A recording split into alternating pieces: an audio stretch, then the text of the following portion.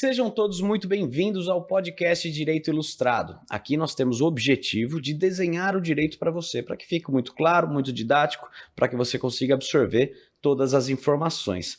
Hoje aqui a gente vai falar sobre essa escalada da tensão no Oriente Médio, explicar o que está acontecendo lá em Israel, na faixa de Gaza, os ataques na Palestina, tudo isso. Para falar sobre isso, a gente vai trazer aqui o especialista em Direito Internacional, professor da pós-graduação que eu também leciono na EPD, o professor Frederico Afonso. E vamos falar sobre diversos temas, mas todos aí concentrados nessa questão do Oriente Médio. Nosso podcast ele vai ao ar todas as quintas-feiras, às 21 horas, e você está convidado a assistir os próximos, bem como os outros que já estão gravados. Peço para você curtir esse vídeo, para que chegue a mais pessoas. Comenta aqui Oriente Médio, para que saibam que esse vídeo é relevante para esse tema e o YouTube entregue para mais pessoas que procurarem por esses termos. E também compartilhe com quem você acredita que vai gostar desse tema, combinado? O nosso podcast é dividido em 3 partes. A primeira parte é um pouquinho mais pessoal, eu chamo de preliminares. Nas preliminares a gente vai conhecer um pouco mais do nosso convidado, depois a gente ataca o mérito, que é o que eu já antecipei, e no final a gente faz aí um quadro de frente para a sentença, onde a gente permite que o nosso convidado responda ou recorra. É uma questão mais divertida, se é que esse tema tão pesado vai admitir, vai absorver questões mais despojadas. Então, sem mais delongas, professor Frederico Afonso, conta um pouco da sua história, se apresenta aqui para o nosso público, por favor. Vamos lá, doutor Renan Fará, satisfação, revê-lo mesmo que virtualmente, um bom dia, boa tarde, boa noite para quem vai nos assistir, a gente nunca sabe qual o momento aí, que é muito próprio. Bom, sou Frederico Afonso Isidoro, sou paulistano, estou com 51 anos, entrei na Academia de Polícia Militar do Barro Branco em 1992, depois de um ano de engenharia.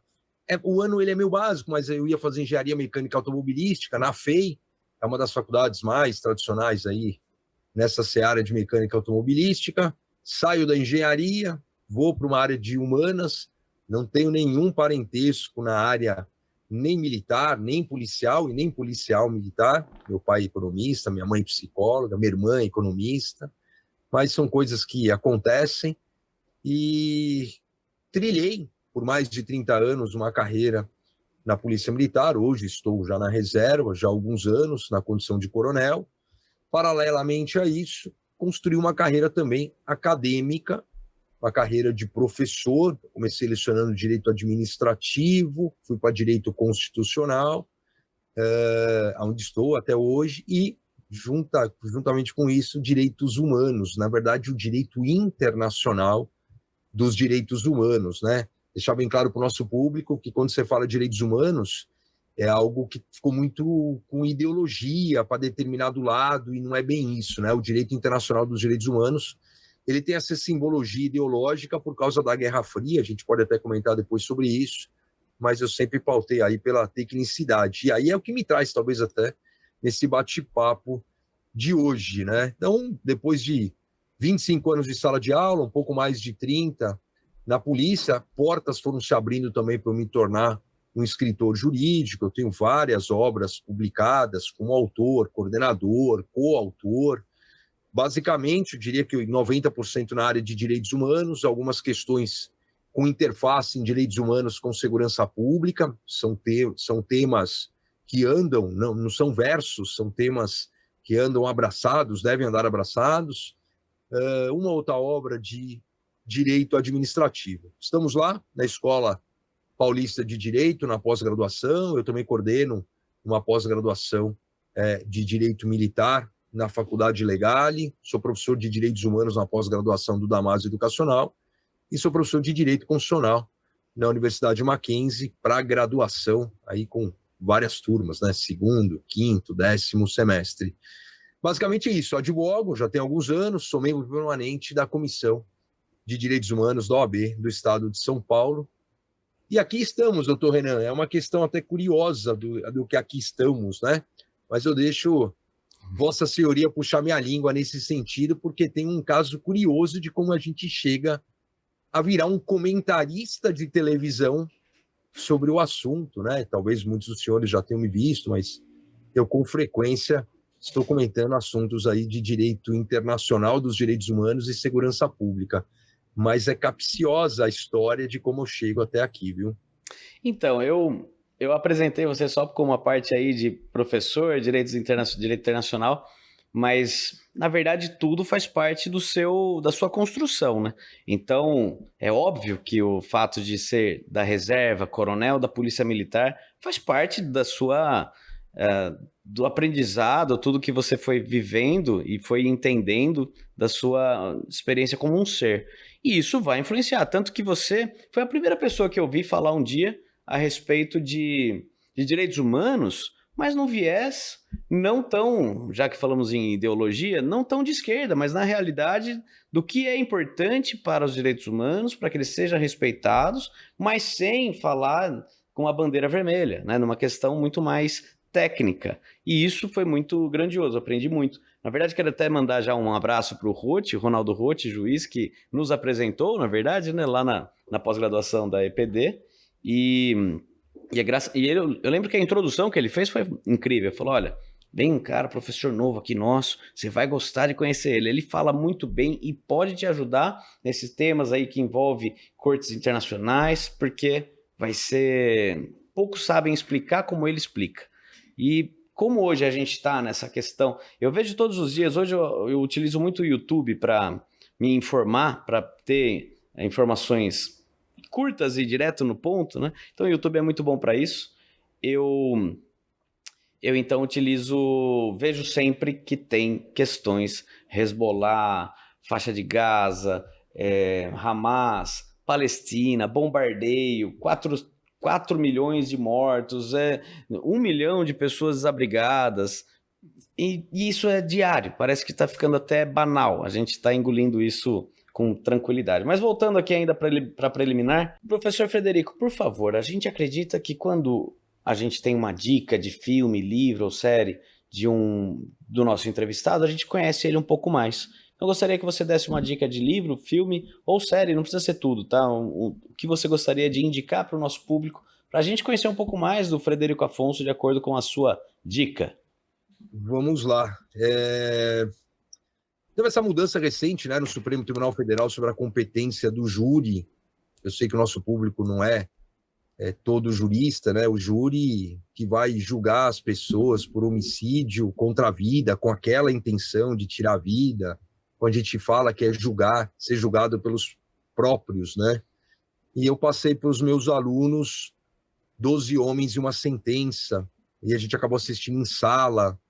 É um filme que eu assisto com frequência, via peça teatral, com os meus alunos em São Paulo já há muitos anos. É sempre impactante, e é um filme, muito claro, um sistema jurídico diferente do nosso no Brasil. Recomendo o antigo, acho que é de 57, 59, que ele é preto e branco, mas assim, é um filme muito atual, muito clássico, em momentos de cancelamento, né, de julgamentos virtuais. É impressionante da falta de paciência, né, de você avaliar uma situação. É culpado e acabou, você tem dúvida disso. Então, é uma grande lição de vida. Sabe que esse filme me lembra muito e faz uma correlação perfeita com o livro do Alexandre Moraes da Rosa, do Guia Estratégico de Santa Catarina. Isso, processo penal de acordo com a teoria dos jogos, em que ele vai falar que você precisa conhecer o seu julgador, porque tem aquele julgador que quer a coisa mais mastigada, tem aquele que quer algo mais elaborado, tem aquele que quer julgar para poder ir embora para casa logo, tem aquele que quer um show para poder ir de acordo com quem fez o show, e isso tem a ver com o jurado, né? Então, óbvio, no juiz juiz é mais fácil, porque você está com ele há mais anos, mais tempo, a não ser que você vá para uma cidade diferente, mas quando você atua na sua própria comarca, você vai pegando o jeito do juiz. Agora, jurado, você vai ter que adivinhar, ou então apresenta de todas as formas para algum jeito ter aí a empatia, conseguir um rapport com o jurado da forma que ele gosta de escutar. E um dos argumentos que eu sempre uso no júri porque você falou de pressa, né, impaciência. Eu lembro que tem um cara que tem no filme, ele tem um ticket, né, para poder assistir um jogo de beisebol, e ele vai perder o jogo porque pessoal tá discutindo muito, já tá certo, a menina é culpada, tá lá, batom na cueca, não tem o que decidir. E aí, esse é o cara que se você no júri fala, ó, julgando de acordo com o que a gente tá pedindo, você vai embora logo, vai acabar, é uma bateria só de quesito. Às vezes você ganha o júri por isso, ganha o jurado por isso e um jurado é muito, né? Faz uma diferença entre o que você precisa e não. Então, eu penso que é um filme É uma com ótima várias dica. lições. Você sabe que eu acho Várias que tem alguma lições. série na Netflix que fala que é do mesmo tema? Eu acho que é Não sabia. também 12 Vou Homens até e uma anotar aqui para Sentença. ver. Tá na Netflix. E é uma série, acho que é uma temporada só, talvez seja uma minissérie. Até E anotei aqui para eu procurar. pode ver. E eu assisti E a peça. A peça é tão intensa quanto. Meu Deus do céu. Eu vi muitas vezes, porque eu levava meus alunos de sexta-feira, a gente combinava de sábado. que É legal. impressionante. O teatro é uma alma, né? Para quem gosta, é muito diferente. Um outro filme, clássico dos clássicos, O Poderoso Chefão, né? Eu acredito que seja o filme mais impactante. É claro que vão tendo outros filmes, né? Minha mãe me lembra muito que eu assisti O Campeão, década de 80, um lutador de boxe, que acaba falecendo, o filho dele, 7, 8 anos, eu devia ter mais ou menos isso, eu sou de 73, eu devia ter uns 9 anos quando assisti esse filme, mas assim, eu penso que vai mudando, né, a sua perspectiva de filme, mas assim, Poderoso Chefão é um filme obrigatório, eu acredito que 12 Homens e uma Sentença, um filme obrigatório. Poxa, livros, já falo de série, livros, né? Existem livros obrigatórios para qualquer brasileiro. A trilogia do Laurentino Gomes é uma delas. 1808, 1822, 1889. Não é um livro jurídico, é um livro da história como ela não foi contada para você no banco escolar. Eu critico muito isso, né? Quando eu estou lecionando a evolução das constituições, você vai falar lá da Constituição do Império, você vai falar da Constituição da República, e aí se pergunta, quem visitou aqui o Museu da Independência, né, que a gente chamava de Museu do Ipiranga, e aí ele foi lá criança, qual a maturidade que ele tinha para enxergar, para entender aquilo? Então, eu penso que algumas visitas, principalmente na capital, elas são muito precoces. Uma outra questão que eu julgo interessante, perguntando para os meus alunos, mas 1% conhece Brasília, ou seja, 1% conhece a capital do seu país, né? Futuros juristas, então não conhece a sede do STF, do STJ, dos tribunais superiores como um todo. Então, assim, eu como livro, 1808, 1822, 1889. Tem um outro livro que eu gostei muito, até que um desembargador, não preciso citar o nome, ele falou que aquilo ali não era bem a verdade e eu dei uma desanimada. Mas eu recomendei muito, que é o Código da Vida do Saulo Ramos. Para mim, um dos melhores livros que eu li. Né? O fato de ter um pouquinho de fantasia nele não tira o brilhantismo da narrativa, muito parecido com série, né? Uma história paralela que vai numa velocidade, né?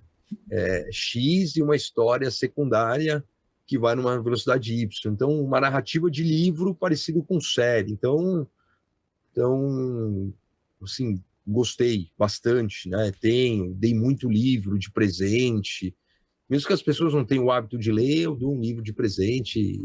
Minha esposa briga comigo, fala, mas não interessa, eu estou dando presente. Se um dia a pessoa quiser abrir e ler e tiver a mesma satisfação que eu tive. Então, assim, num primeiro momento, eu estou acabando de ler um livro que chama Outra Sintonia, que é sobre a história do autismo, né? Eu tenho 3 crianças autistas e realmente me enveredei por esse lado já tem alguns anos, de estudar, de acompanhar, de entender, de fazer palestras sobre isso, por que essa situação está assim hoje, principalmente no ambiente escolar, né? Por que a gente não tem um preparo devido, passados aí mais de 80 anos de um primeiro diagnóstico ali já certeiro, tal, como é que a gente, principalmente quando fala a gente, fala o Estado brasileiro, né? Então eu tenho estudado isso, mas é um livro triste, é um livro que machuca, né? Então, aquela pessoa que ela não tem uma relação com o tema, pode passar muita coisa ali despercebida para ela, né? Mas são os livros, eu gosto também muito de biografia. A biografia do J.B. Medeiros sobre o Raul Seixas, Não Diga que a Canção Está Perdida. Eu cresci ouvindo o Raul na casa dos meus pais. Cara, que livro maravilhoso, que história de detalhes. Eu sou paulistano, então eu conheço muito ali da parte geográfica mencionada. Eu estou lendo a biografia do Belchior, porque eu li não é uma biografia, mas eu li um rito final do desaparecimento do Belchior até o falecimento dele, me cativou para ir para a biografia, que é também do mesmo J.B. Medeiros, né? Não lembro agora o nome dos autores desse primeiro livro, que é uma letra da música que até Elis Regina. Eu sou roqueiro, hein? Eu nem curto MPB, mas são histórias que me fascinaram, né? E me incomodou muito esse livro dele, da companheira dele, a Edna. O cara se transforma de uma forma, meu Deus do céu, né? Então eu gostei. Estou acabando de ler também Cancelado, do professor Marcelo Hugo da Rocha. Ele é meu coordenador na Saraiva Jur. É um livro que diz muito da realidade. É um livro que já tem 2 anos, mas não acabei de ler, mas já estou nos finalmente. Então, assim, tirando livros jurídicos, né? Minha mesa aqui, eu acabei de pregar, de comprar o Fronte Interno de um capitão que foi meu aluno, As Desordens Públicas como Armas de Guerra. Está aqui legal. A minha mesa. Nem abri o livro do Pavinato, está no plástico ainda. Chegou semana passada, a grande fake news da esquerda. Isso aqui está tudo aqui, sim, que eu ainda preciso catalogar, né? Decisões controversas do STF. Então. Quase não tem. Então, sim, peguei do Michael Sandel o que o dinheiro não compra, no plástico. Então, assim, eu sou eu vou acompanhar o que o Leandro Carnal disse um dia. Um dos maiores medos que eu tenho, já que a preliminar é falar um pouco da gente, é ele ficar cego. A gente comentava um pouquinho aí antes de entrar no ar da sua lesão, cara, eu joguei bola há tanto tempo, aí eu operei a coluna, fui me afastando, corria. Hoje eu acho que não é o ideal, né? A gente tem que cuidar do corpo, mas o meu maior hobby é a leitura, insisto, não é leitura jurídica, não é leitura jurídica apenas, para não falar que não é. Eu nem sabia que tinha saído uma edição nova, ainda está no plástico, o novo livro do Michel Temer, que é um clássico, Elementos de Direito Constitucional, porque a editora Malheiros, eu acho que ela fecha ali por volta de 2014, 2015, ou já na pandemia, mas tanto Michel Temer como o Zé Afonso da Silva, que lançavam pela Malheiros, e aí pararam de lançar. E aí, conversando com o Valdir, que é o editor... Professor, perguntar, o senhor como professor de Direito Constitucional, que já passou por diversas leituras e pode citar e explicar qualquer conceito de direito constitucional com tranquilidade, né? Continua lendo doutrinadores que lançam uma nova edição, lê novamente para reafirmar, para absorver melhor, ou qual que é o... Você sabe que tem uma coisa curiosa, né? O Michel Temer, numa das suas edições, que eu não tenho mais, quando eu pego o livro e eu sorteio os meus alunos. Quem faz aniversário essa semana? Toma, leva. Não quer dar para alguém. Eu já vi, por exemplo, o Michel Temer rever a sua própria citação. Olha, revendo. E eu achei isso de uma humildade enorme. Eu sou muito fã do Michel Temer. Como fui aluno dele várias vezes em cursos, e eu sou muito fã dele como professor de Direito Constitucional. Não vou aumentar na seara política direta. Para mim, foi um dos melhores presidentes dos últimos tempos também, mesmo num mandato tampão. Mas eu tenho uma obrigação, me sinto na obrigação de comprar, de rever. Você sabe, se você até me permite, vou te mostrar, vou pegar aqui uma coisa para você ver.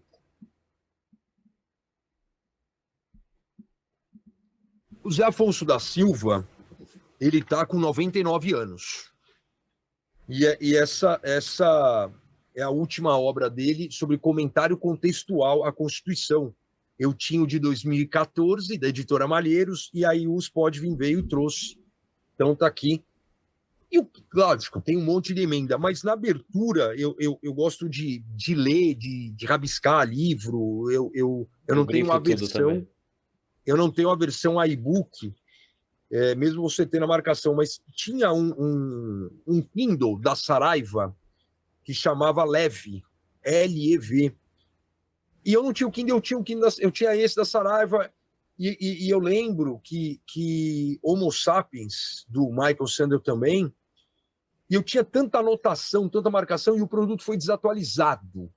Então eu perdi aquilo, cara, mas foi uma frustração para mim tão grande. Eu falei, olha, isso aqui eu não perco. Eu fiquei realmente, não traumatizado, mas chateado. Eu perdi muita coisa lá e não recuperei. Então, assim, quando você pega um livro desse, que eu já tenho vários, e aí pega uma edição nova, né? E ele traz comentários, e é ele mesmo que escreve com 99 anos, né? Não é alguém aqui, não é o Virgílio, que é o filho dele, professor lá na USP e tal. E ele vem e critica, né? Ele fala assim: olha, é um monte de emenda desnecessária, um monte de emenda minuciosa. Estou lendo que ele falou: ó, tudo contra a teoria constitucional. Daqui a pouco a ADCT, né? Para quem não é do meio, o ato das disposições constitucionais transitórias, aquilo que faz a transição entre a Constituição antiga de 67 com a atual, que faz aniversário agora, né? De 36 anos no dia 5 de outubro, e ele fala daqui a pouco a ADCT está maior que a própria Constituição. Então, assim, para mim, cara, para mim sempre é um aprendizado. Nossa, eu amo comprar livro, né? Aqui atrás de mim é o meu principal, porque é direito constitucional, não tem uma visualização, a minha direita constitucional, desse lado eu tenho direito administrativo e segurança pública. E obviamente que as pessoas perguntam, vêm, mas o senhor já leu tudo? Óbvio que não, impossível qualquer pessoa ler tudo e tal, mas eu não tenho um livro meu que não tem observação, que não está arriscado, e se está aqui a minha mesa ainda e que não foi para a biblioteca, é porque eu ainda não fiz a minha leitura preliminar. Por exemplo, um livro que eu tô lendo, e estava aqui também, que eu estou lendo, e não é um livro jurídico, A Dor do Meu Segredo, Para Onde Apontam os Olhos da Justiça. Não é um livro de direito, mas é um livro que me chamou a atenção, é uma história aqui americana, né? Filho de um senador republicano do estado de Nova Jersey foi assassinado em um motel decadente, próximo a Atlantic City, e uma prostituta trans negra de 19 anos está presa e tudo leva a crer que foi ela quem cometeu o crime. Aí mexeu com o meu sentimento, né? Que essa área de direitos humanos, então tem uma mulher, tem uma trans, tem uma pessoa da cor preta. Aí eu falei assim, então eu já estou aqui no vários finalmente, é um romance policial. Então, aí você fala assim, mas você lê 5, 6 livros ao mesmo tempo? Não, eu leio 10 livros ao mesmo tempo. Eu leio várias coisas ao mesmo tempo. E aí de série, que você falou, para a gente não se perder, eu estou assistindo o Yellowstone. O Yellowstone, ele parou agora justamente por uma questão, mudou lá de produtora, saiu da Netflix, foi para a Prime, e eles tinham que fazer uma outra produção, e fez um break no meio da temporada, acho que está na 5ª temporada. Poxa, mas uma história de família, uma história de preservação, de tradição, é mais ou menos igual aquele desenho adulto que chama Up, Altas Aventuras, né? Que é a selva de pedra engolindo a casinha do bairro, assim. Eu estou muito feliz com essa série, recomendei para meu pai também gostou. Acho que série sempre vai muito momento, né? Puta, gostei muito de 24 Horas lá atrás, série policial, então Prison Break, mas aí a série ela vai fazendo sucesso, me parece que o produtor ele vai esticando a série além do necessário. E ele se perde, né? Às vezes ele se perde. Sabe? Você fala, poxa, poderia... Tinha 24 horas, eu lembro que virava, nem usava o termo maratonar. O cara desesperava, cara, você chegar em casa para assistir. Na época eu estava divorciado. E eu, sim, cara, aí Eu tô ganhou prêmio, né? O Oscar da TV. Atualmente eu tô assistindo parado, Os Irmãos Menendez, Monstros, que conta a história. Eu vi o chamariz, mas não. É interessante porque cada episódio, mais ou menos, mas eles tentam fazer isso, a cada episódio conta de acordo com a visão de uma das pessoas. É a mesma história, mas contada, nem contada, mas demonstrada pelos olhos de outro personagem ali da trama. Então isso é legal, lembra até 12 Homens e um Segredo, né? Cada um falando ali seu ponto de vista, de acordo com seu sentir, de acordo com a sua construção, como eu falei. O professor Frederico Afonso veio, né, da reserva, da Polícia Militar, isso tudo faz parte do ser, faz parte de como ele enxerga, como ele vai julgar, como ele vai defender, como ele vai se pronunciar. Professor... Da mesma forma que Rambo fez tanto sucesso na década de 80 e hoje... Hoje você olha e fala, a gente tá falando de um cara que ficou sequelado da guerra do Vietnã, chegou matando todo mundo. Cara, mas o tempo rege o ato. Eu acredito que você falou, tudo faz parte da nossa formação, pra gente chegar até aqui e poder, talvez, falar um pouco para as pessoas mais novas. Pode a gente fechar esse introito, né? Quando eu entrei na sala de aula, eu tenho 25 anos de sala de aula. Então eu entrei na sala de aula com 25 para 26, e eu comecei a dar aula em cursinho. Então eu era cara mais novo do que a grande maioria dos alunos. Eu já tive aluno levantando e falando, eu não vou assistir aula com esse moleque, porque era cursinho. E hoje eu sou mais velho. Não tem ninguém mais velho do que eu na sala de aula, né? Então, assim, é interessante que hoje todos, sem exceção, têm idade para ser meu filho ali, com margem. Né? Puxa, eu dou aula pro 10º, a média de idade do 10º semestre na graduação, 22, 23 anos, né? Então, assim, é o que você falou, é uma construção. Ainda mais quando você dá aula de manhã, né? Porque de manhã costuma ser mais jovem mesmo, né? 4 manhãs e 2 noites, então não tenha dúvida. É exatamente, o meu 10º é de manhã, e é isso aí, 22, 23 anos, né? Que não é um padrão de uma faculdade noturna, né? Mas aqui estamos, Renan, vamos lá. Professor, a gente vai tratar aqui de 6 segmentos, né? 6, deixa eu ver. 6. E todos eles bem complexos. Eu vou pedir para que tente ser mais, assim, sucinto, para não ser deselegante. Porque eu quero falar sobre todos eles, eu não quero perder a oportunidade da sua opinião em todos eles, tá? Tabacaria Hookah.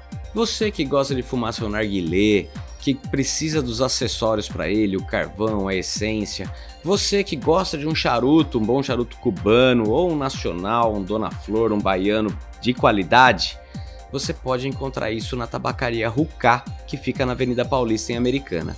Também é um lugar muito bom para presentes. Ali vai ter várias coisas de decoração, coisas de planta, muita coisa interessante que você encontra do seu lado.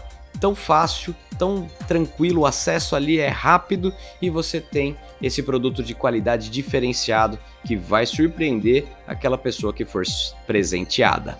Portanto, vá, faça uma visita na Hookah e diga que você conheceu ela através do nosso podcast. Minas Online, pós-graduações Minas Online, você que quer buscar se aperfeiçoar no direito, a Minas Online vai ter a pós-graduação adequada para você entender um pouco mais, se aprofundar, fazer essa pós-graduação lato sensu, que vai te dar vai te dar ferramentas para atuar no direito, seja direito médico, direito criminal, são várias práticas que tem ali que são fantásticas. Vem conhecer, acessa o link deles por esse aqui nos comentários, na descrição desse vídeo você vai encontrar o link para chegar e fazer a sua compra com desconto. Se você clicar por aqui você vai ter desconto, essa é a nossa vantagem. Urban Ladies and Gents. Esse é o salão de beleza, estúdio de beleza que eu utilizo para manter o meu cabelo em dia, minha barba em dia, e eu recomendo que você conheça. Ali você vai passar por profissionais que são especialistas no atendimento. Todo mundo se sente muito à vontade na Urban Ladies and Gents.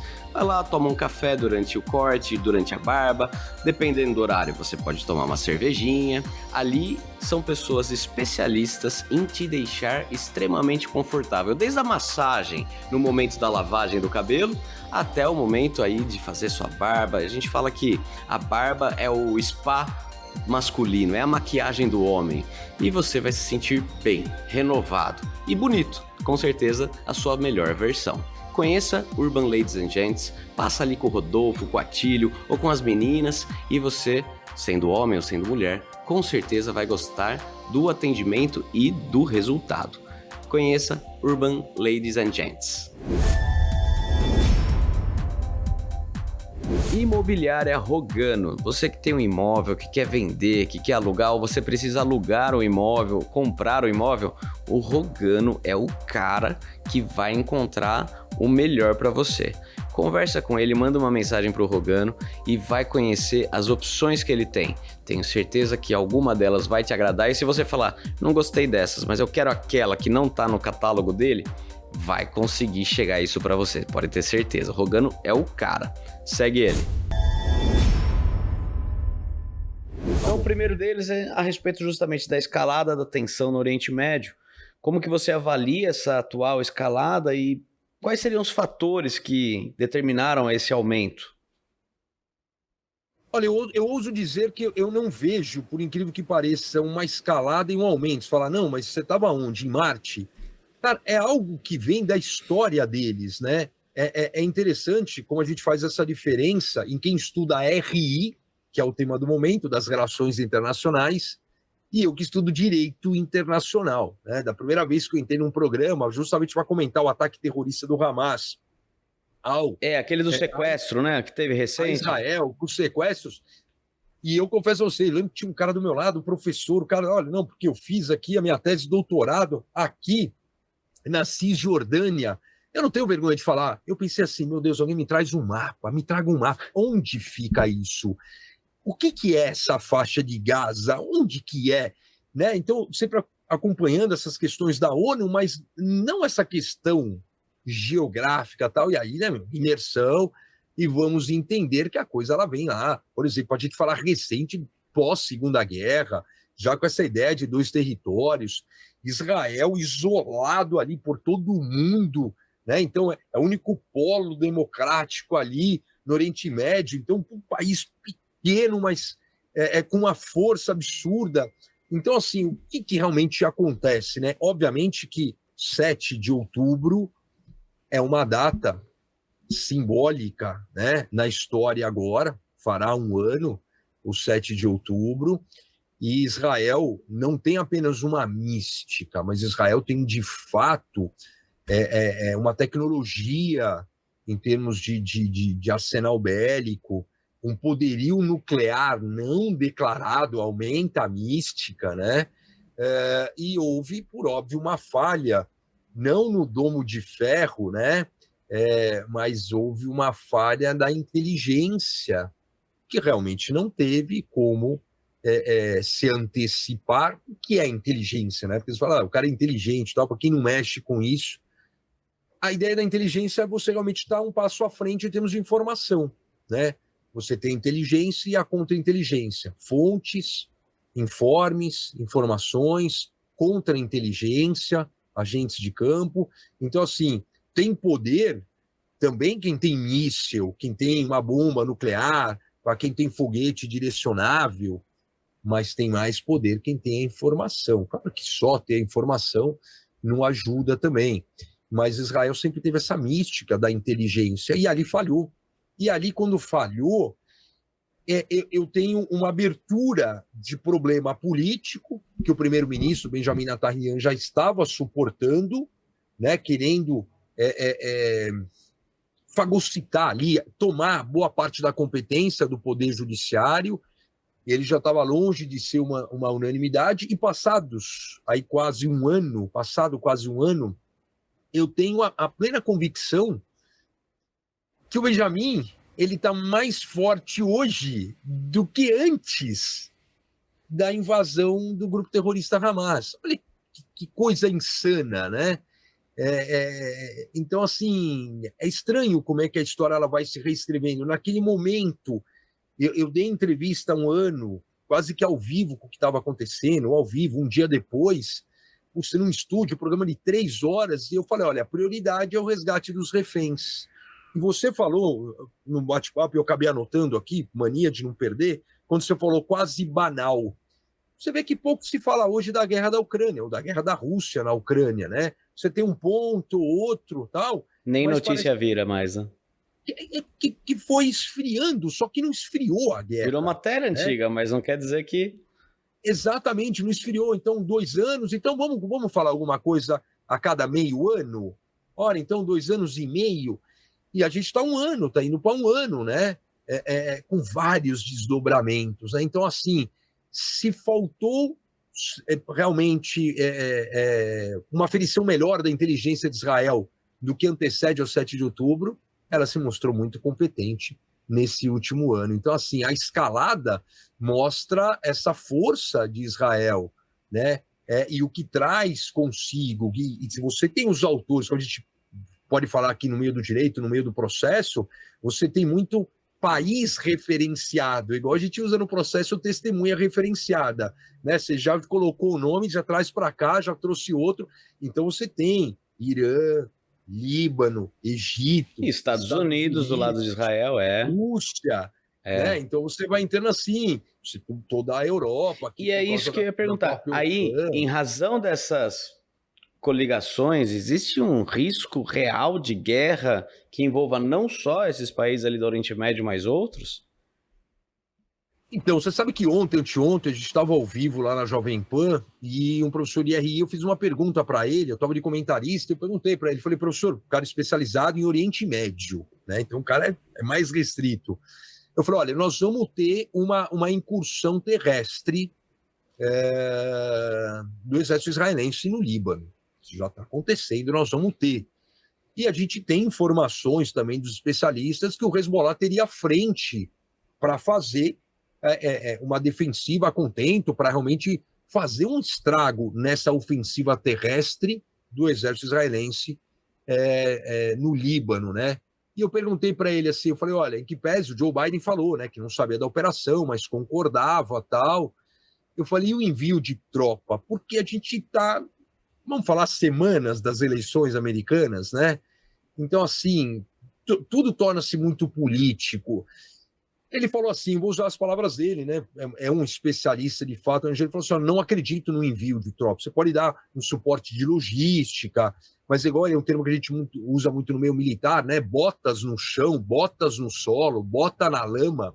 Ele falou: não acredito do envio de tropa como apoio. Você pode mandar lá uma logística de aérea, naval, de apoio, mas de incursão ele falou que não. E aí que você vê realmente. E assim, o que eu vejo de perigo, de escalada, não é esse. Você sabe que o meu maior receio é a Rússia. De tudo isso. Não estou preocupado com o Oriente Médio. Até pelo líder ali, com isso do barril. Pelo líder e pelo tanto de arma que ele tem. Cara, porque assim, ó, uma pessoa quando ele fala assim, ó, da Rússia eu entendo. Esse é o cara que já tem que parar e escutar, porque ele não vai falar nada. Porque ninguém entende a Rússia. A Rússia, aquele cara que fala que entende a Rússia, essa dinâmica, ele é um desinformado. Eu estou falando sério, é um desinformado. Claro, você traz um cara que é especialista lá dentro, tal, mas assim, é muito incógnita. Quem que diria que a Ucrânia resistiria a 2 anos? Aí você fala assim, mas se a Rússia quiser, ela destrói a Ucrânia. Destrói. E por que não destrói? Por que não vai? Por que fica dependendo aqui de foguete do Irã ou da Coreia do Norte? Ou a gente arrastando outros países, né? Então, assim, eu não acredito numa escalada de guerra mundial, mas eu acredito numa escalada de guerra fragmentada. Nós temos um vizinho aqui no norte, a Venezuela. Nós estamos com um monte de tropa na fronteira, por causa dessa extensão da Venezuela com o território de Essequibo na Guiana. Então, assim, eu percebo que você pode ter esse aumento de questões fragmentadas, mas ali quem está do lado da Rússia, a Europa mais próxima, a Europa está com medo. A Europa está com medo, porque não sabe o que tem, não sabe o que é declarado, o que é de fato, né? Então, assim, eu penso que a gente vai ficando nessa escalada e vamos ver quem ganha a eleição americana. Mas isso tem a ver, tem tudo a ver. Você já tinha falado sobre a faixa de Gaza, mas para o nosso público entender, o que significa, o que compõe a faixa de Gaza, cara, em termos geográfico, demográfico?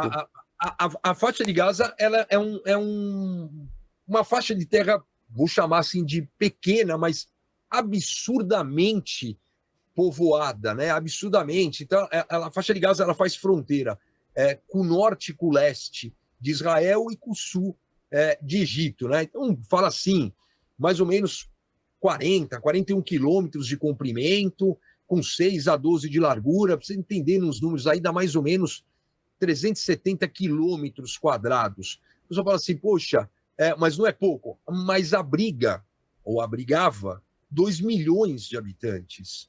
São mais de 5 mil pessoas por quilômetro quadrado.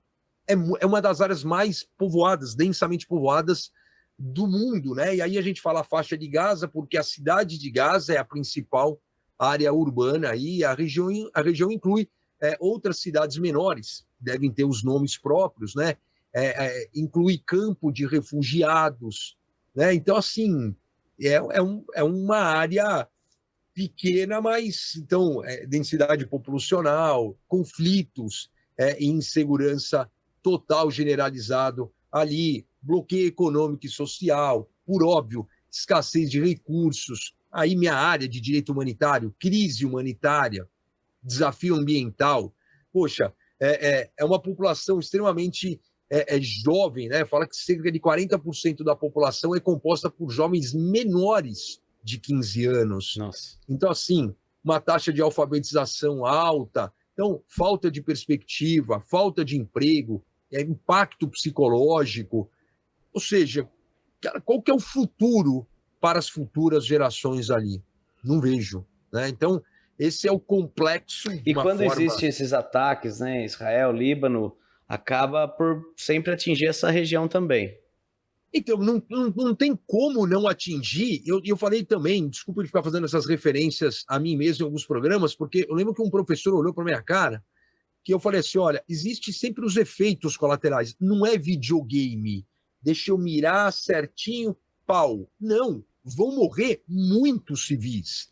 Não tem como, tem até uma taxa, não me lembro do número agora, mas a gente discutiu isso no último programa lá no Fast News da Jovem Pan, e um professor veio, ele falou assim, tem uma taxa de para cada tantos civis vão cansar, então vão morrer milhares de civis. Não tem como, mas morreram crianças, vão morrer milhares de civis. Isso acontece. Mas é interessante o viés da própria imprensa, né? Ninguém está falando o que a Rússia está matando na Ucrânia. Então, está morrendo do mesmo jeito. Mas, viu, vou aproveitar que você está dizendo sobre impossível não matar civis se está no meio de uma guerra.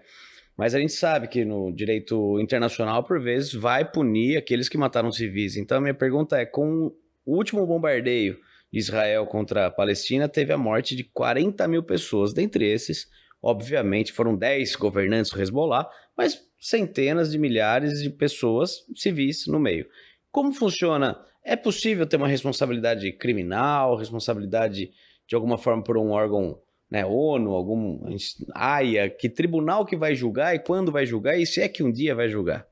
Bom, vamos lá, né? Para falar de tribunais, né? A gente tem tantos históricos, Ruanda, Iugoslávia, são considerados tribunais ad hoc, mas para mim sempre foram tribunais de exceção, já que você falava, não vou voltar ao primeiro bloco.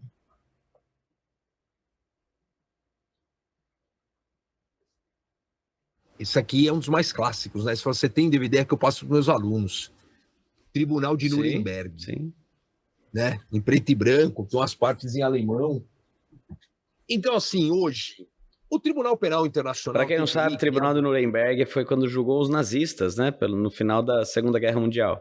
1946. Vale a pena assistir esse filme. E o que acontece? Hoje você não tem, né? A Corte Internacional de Justiça das Nações Unidas, ela julga países, ela não julga pessoas. Quem vai poder julgar pessoas num caráter subsidiário é o TPI, o Estatuto de Roma do Tribunal Penal Internacional, criado em 1998, que o Brasil é aderente, que os Estados Unidos não é, que a Rússia não é, né?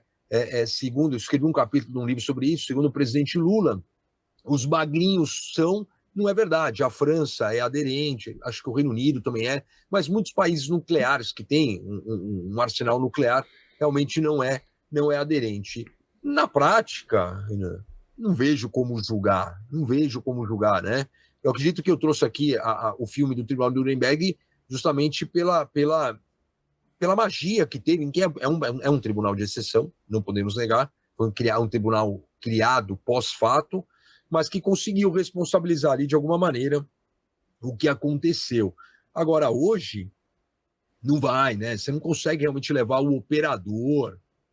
Você pode trazer aí para o TPI como um critério subsidiário vários crimes de guerra, tá? Alguma coisa das convenções de Genebra, e você colocar, por exemplo, o Benjamin Netanyahu como um acusado ou um procurado, mas assim, o TPI ele vai fazer 20 anos, acho que não sei quando que ele começou a implementar, ele é de 98, mas não lembro quando começou a funcionar, mas eu acredito que ele vai fazer 20 anos, e você tem pouquíssimos resultados concretos, então assim, o direito internacional ele é muito mais romanceado do que prático, né? Então a gente fala da ONU, a gente pode bater um papo sobre isso.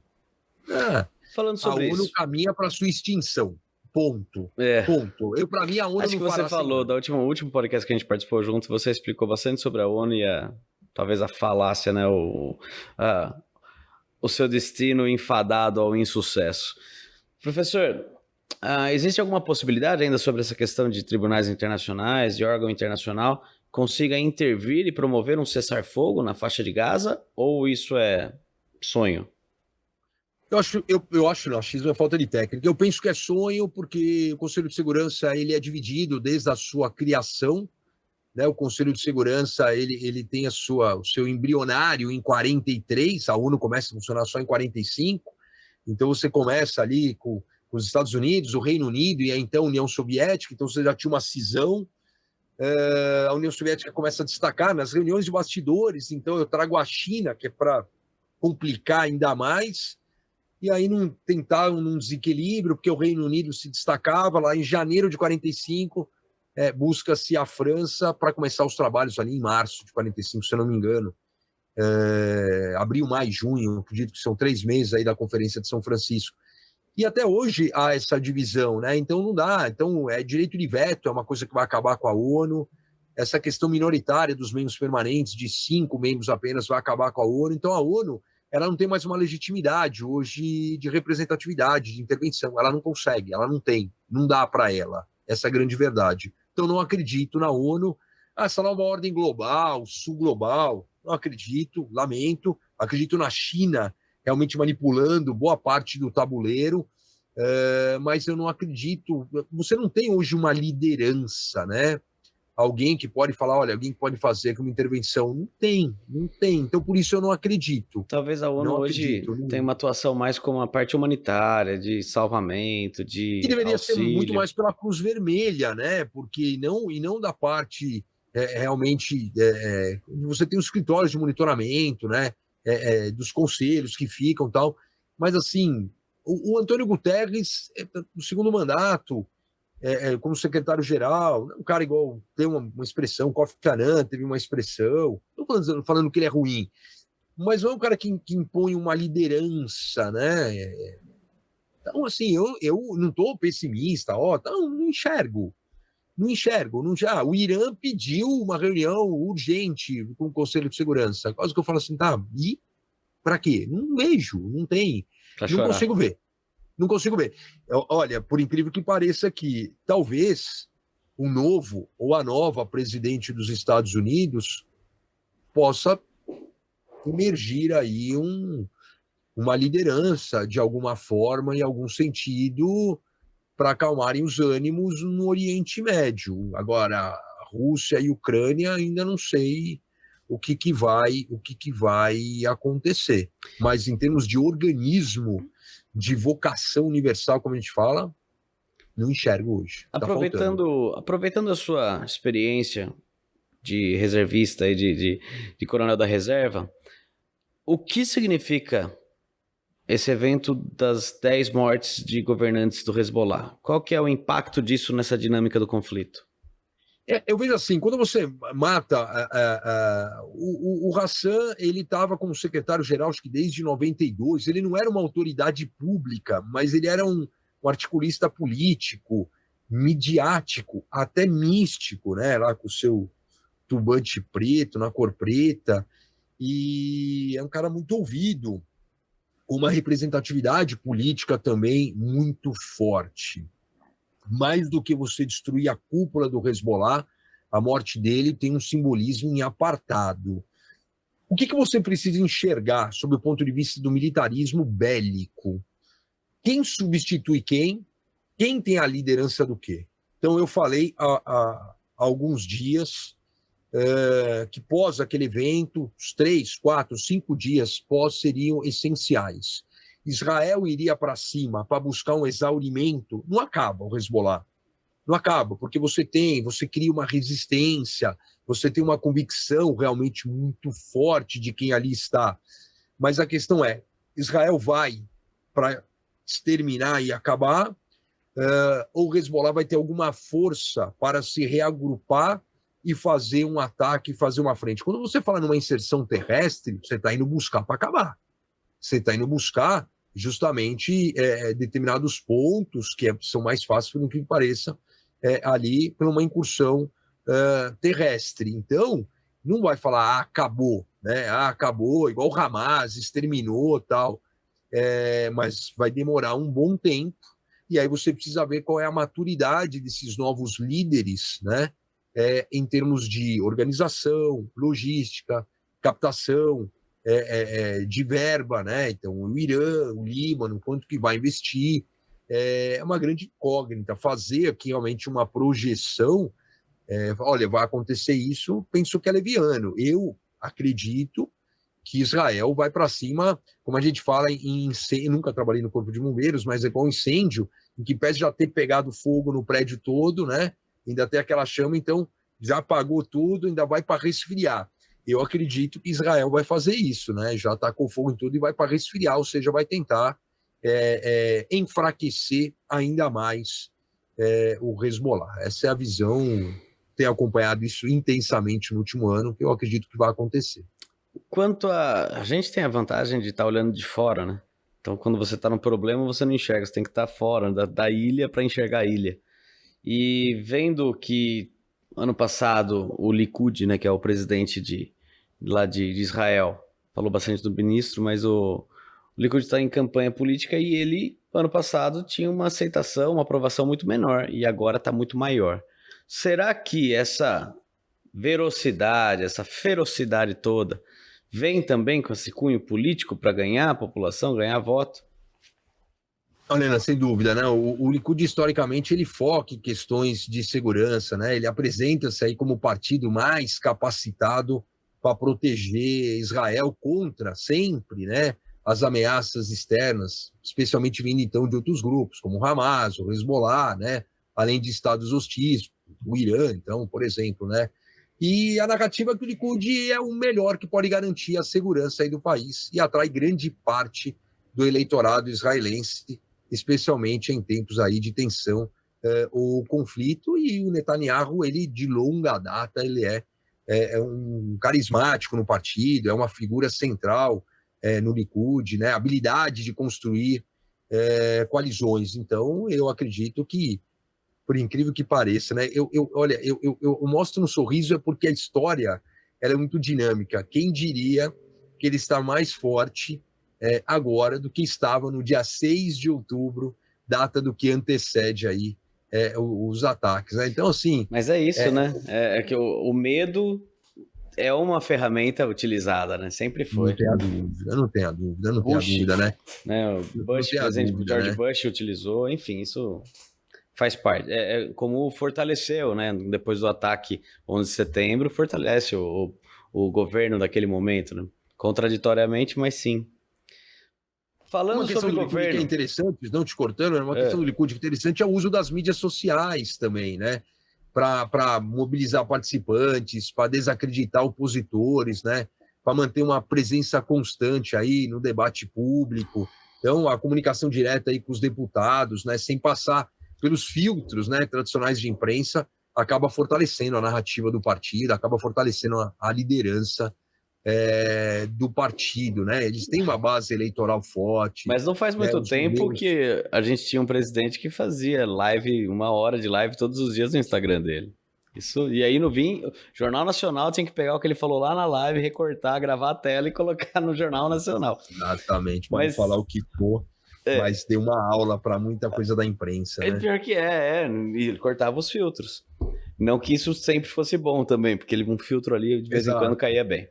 Bom, voltando aqui, e já para o último segmento, professor, eu vou falar sobre as implicações políticas e diplomáticas, justamente essa questão agora de governança, porque a gente sabe que o Lula é persona não grata, uma vez que ele disse que essas incursões de Israel na Palestina se comparam ao Holocausto, né? Então, poxa, acho que não tem jeito de se ofender mais um judeu do que dizer que ele está agindo como um nazista, né? Pô, Exato. não tem jeito, ele conseguiu falar de corda na casa de enforcado. E a gente sabe que os Estados Unidos, por outro lado, apoia Israel. A minha pergunta é: esses apoios declarados ou não declarados, simplesmente subliminares, assim, podem implicar em eventual sanção depois, um obstáculo no relacionamento dos países? Pode implicar em um atrito nas relações de política externa brasileira? Eu opino que não. Vamos pegar aqui com o Javier Milei e o presidente Lula, né? Eu não acredito que você tenha alguma complicação numa transação que envolva uma relação econômica, uma relação dentro do Mercosul, uma relação de apoio a um brasileiro na Argentina ou de apoio a um argentino aqui no Brasil e da mesma forma em Israel. O Lula é persona não grata em Israel, não a República Federativa do Brasil. Isso é extremamente importante. A diplomacia brasileira está perdendo uma oportunidade enorme de manter o seu legado, que sempre teve, histórico, para quem conhece principalmente os bastidores da ONU, em 44, em 45, eu acabo estudando isso de forma documental, e a diplomacia ela está se perdendo, na minha análise aqui como professor de Direito Internacional. Ficou muito chato na Assembleia Geral, por exemplo, toda a comitiva brasileira, a delegação brasileira, não saiu na hora que ele entrou, saiu antes dele começar, né, quando o primeiro-ministro de Israel, o Benjamin Netanyahu, ele foi fazer, então, o seu discurso muito ruim. A diplomacia brasileira está pecando quando você mistura partido com poder. Por exemplo, eu sou totalmente contra um presidente da República e um governador de estado entrar numa campanha para prefeito. Não, mas eu sou absurdamente contra. Eu acredito que seria no máximo assim, olha, vote nos candidatos do meu partido A. Pronto.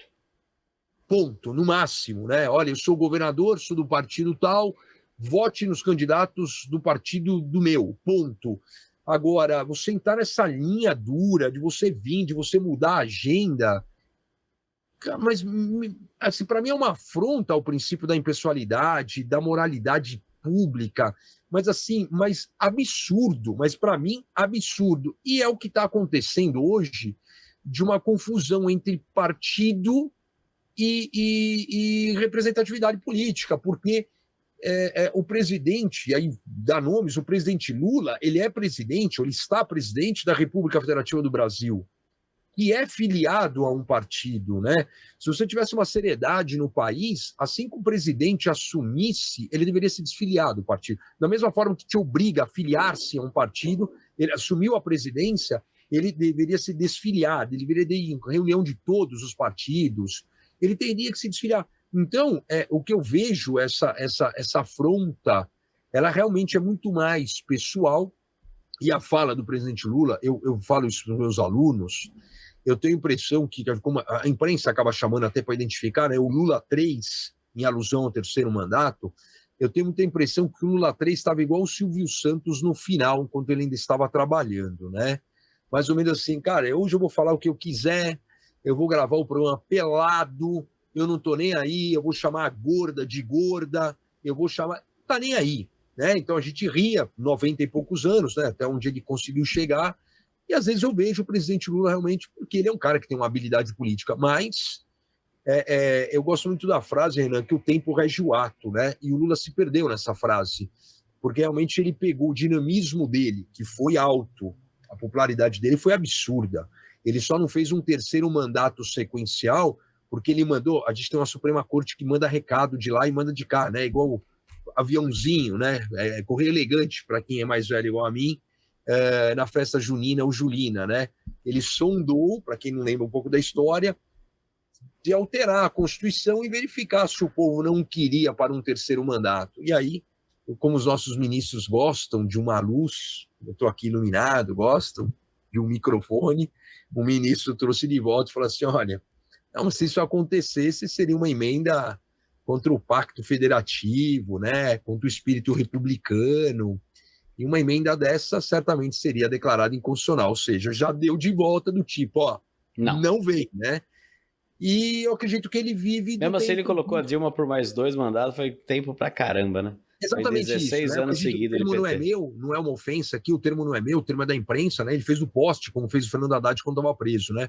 Então ele fez a Dilma, que não é um quadro histórico do PT, que ninguém nem sabia, nem a conhecia como um quadro histórico.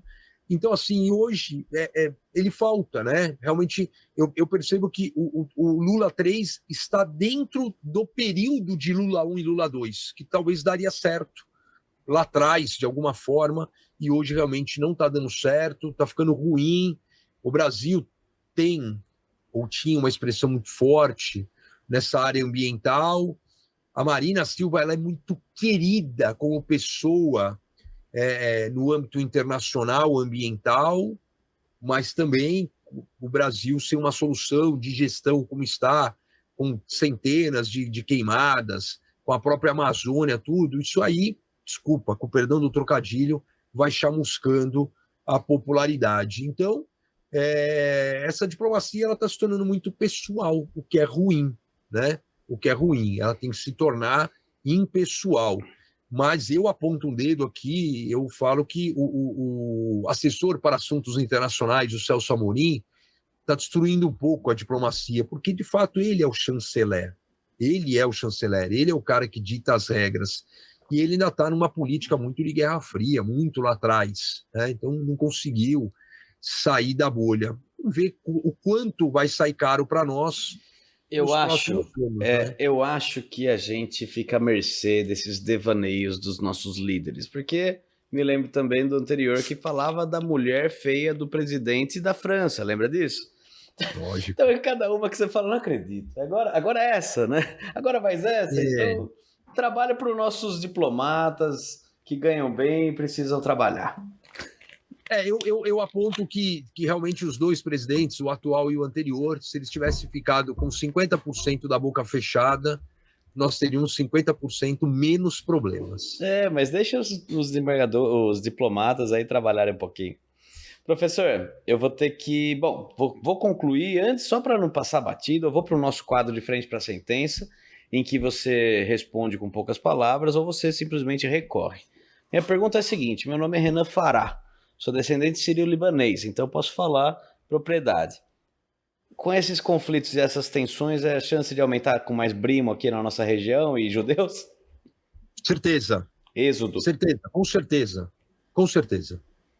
Você tem um êxodo, você tem uma política migratória, ela começa na Segunda Guerra, ela vem na Primeira Guerra, mas a Segunda Guerra é muito forte, ela não para até hoje, você não tem a dúvida. Eu acabo lecionando sobre refugiados, então, independente de você trazer os brimos para cá, você tem 500 venezuelanos em média entrando no Brasil, dia por dia. O Brasil é de uma acolhida, é o país segundo a Acnur, que é a agência das Nações Unidas para os Refugiados, é uma das maiores referências no mundo de exemplo, né, de como deve ser o tocante ao tratado, não o tratado de convenção, o tratado de trato, né, de como se tratar ali a questão do refugiado. Isso não tem a dúvida, o Estado brasileiro é sempre um destino no radar dessas pessoas que acabam saindo por causa de conflitos. Isso é histórico desde a Segunda Guerra. De bandido também fugindo de ser preso, também mas enfim. Também, mas é verdade. Professor... Porque nós somos muito heterogêneos, né? A gente se mistura, né? Eu vi alguns documentários, filmes que falam que o pessoal ia para o Brasil ou para a Argentina, para questão de fuga, né? Verdade, a Argentina também. Professor, peço para que o senhor se despeça do nosso público, a gente já vai encerrar, nosso tempo já esgotou. Renan, obrigado, satisfação enorme, estou sempre à disposição, quiser ir bater um papo sobre essas questões, sobre segurança pública, sobre direito internacional dos direitos humanos. Estamos fazendo um ano de conflito e espero de coração que a gente não tenha que se encontrar aqui para comentar 2 anos de conflito, né? Espero que realmente em algum momento a gente tenha uma reviravolta aí, que surja uma liderança, não é aqui da boca para fora, mas que a gente consiga acalmar os ânimos, porque isso impacta de forma direta e indireta todo o mundo, obviamente, então impacta aqui o nosso país. Um abraço para quem nos assiste, espero que gostem do programa. O grande problema é quando você fala, Deus disse que essa é minha terra prometida. Só que essa terra já tinha gente, aí vai ter que ajeitar e fica difícil quando você tem um fiador desse, né? É verdade. Bom, quero agradecer mais uma vez, professor, ter aceitado o nosso convite, ter vindo, né? A gente conseguiu casar as agendas, isso tinha que ser gravado logo, porque a matéria é importante e é para essa semana, né? Tinha que ser feito já, porque de repente amanhã isso vira matéria antiga. Aliás, muito do que a gente disse, talvez daqui 1, 2 semanas já seja ultrapassado, porque tem um dinamismo muito grande, né? E por isso, obrigado pela sua disponibilidade, ter topado, ter participado, arrumado um espacinho na agenda para a gente concluir. Agora eu quero despedir de você e lembrá-lo que toda quinta-feira tem um podcast novo, um programa novo aqui no nosso canal, às 21 horas sempre, e a gente vai trazer para você temas mais relevantes do direito. Acho que o próximo tema vai ser... A gente vai falar com o direito da imprensa, vamos falar... bom, tem vários aí já marcados, agendados, e você não perde por esperar. Direito de família, direito de execução penal, nosso canal é bem rico nisso. Peço que você curta o vídeo, compartilhe e comente aqui Oriente Médio para que o YouTube entenda que esse vídeo é relevante. Um grande abraço e a gente se vê na próxima semana. Tabacaria Huká. Você que gosta de fumar seu narguilé, que precisa dos acessórios para ele, o carvão, a essência.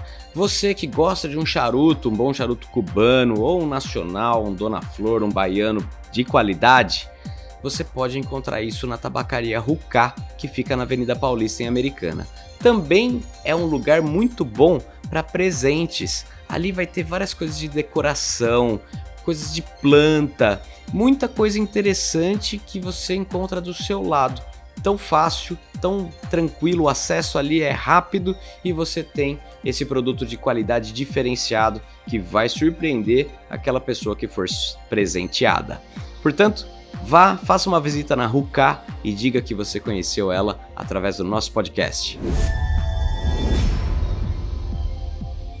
Minas Online, pós-graduações Minas Online, você que quer buscar se aperfeiçoar no direito, a Minas Online vai ter a pós-graduação adequada para você entender um pouco mais, se aprofundar, fazer essa pós-graduação lato sensu, que vai te dar vai te dar ferramentas para atuar no direito, seja direito médico, direito criminal, são várias práticas que tem ali que são fantásticas. Vem conhecer, acessa o link deles por esse aqui nos comentários, na descrição desse vídeo você vai encontrar o link para chegar e fazer a sua compra com desconto. Se você clicar por aqui você vai ter desconto, essa é a nossa vantagem. Urban Ladies and Gents. Esse é o salão de beleza, estúdio de beleza que eu utilizo para manter o meu cabelo em dia, minha barba em dia, e eu recomendo que você conheça. Ali você vai passar por profissionais que são especialistas no atendimento. Todo mundo se sente muito à vontade na Urban Ladies and Gents. Vai lá, toma um café durante o corte, durante a barba, dependendo do horário você pode tomar uma cervejinha. Ali são pessoas especialistas em te deixar extremamente confortável, desde a massagem no momento da lavagem do cabelo até o momento aí de fazer sua barba. A gente fala que a barba é o spa masculino, é a maquiagem do homem, e você vai se sentir bem, renovado e bonito, com certeza a sua melhor versão. Conheça Urban Ladies and Gents, passa ali com o Rodolfo, com o Atílio ou com as meninas e você, sendo homem ou sendo mulher, com certeza vai gostar do atendimento e do resultado. Conheça Urban Ladies and Gents. Imobiliária Rogano. Você que tem um imóvel, que quer vender, que quer alugar, ou você precisa alugar o imóvel, comprar o imóvel, o Rogano é o cara que vai encontrar o melhor para você. Conversa com ele, manda uma mensagem para o Rogano e vai conhecer as opções que ele tem. Tenho certeza que alguma delas vai te agradar, e se você falar, não gostei dessas, mas eu quero aquela que não está no catálogo dele, vai conseguir chegar isso para você, pode ter certeza. O Rogano é o cara. Segue ele.